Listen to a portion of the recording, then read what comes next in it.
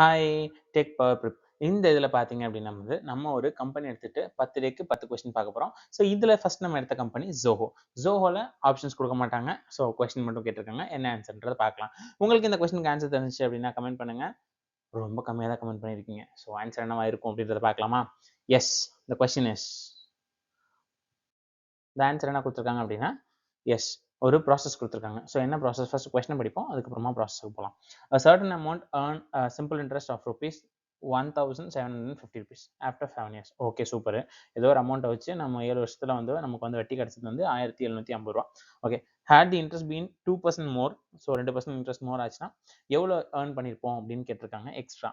சரி, ஃபைன். இது ரொம்ப ஈஸியாக இருக்க மாதிரி தானே தெரியுது அப்படின்னு சொல்லிட்டு நம்மளும் PNR/100 இந்த ஃபார்முலா யூஸ் பண்ணி பார்த்தோம் அப்படின்னா நம்மளுக்கு PR 25,000 அப்படின்னு நமக்கு கிடைக்குது. ஸோ இதுக்கப்புறம் பார்த்தீங்கன்னா 2 வேல்யூக்கு நமக்கு ஆன்சர் தெரியல, Pக்கும் Rக்கும். ஏதாவது பண்ணி கண்டுபிடிக்க முடியுமா நினைக்கிறேன்? வேற வழி இல்லைங்க, கண்டுபிடிக்க முடியாது. ஸோ இந்த கொஸ்டினுக்கு ஆன்சர் ஆனால் கான் பி டிட்டர்மெண்ட். ஸோ ஏன்னா PR 2 வேல்யூவும் நமக்கு தெரியாது அப்படின்றதால பண்ண முடியாது. ஸோ இந்த மாதிரி கொஸ்டின்ஸும் கேட்பாங்க அப்படின்றத ஞாபகம் வச்சுக்கோங்க. அண்ட் இந்த கொஸ்டின் உங்களுக்கு கிளியராக புரிஞ்சுச்சு அப்படின்னா லைக்கை போடுங்க. அண்ட் ஏதாவது டவுட் இருந்தால் கமெண்ட் பண்ணுங்க. உங்கள் ஃப்ரெண்ட்ஸுக்கு ஷேர் பண்ணுங்க. அண்ட் முக்கியமாக சேவ் பண்ணி வச்சுக்கோங்க இந்த கொஸ்டினை. தேங்க்யூ.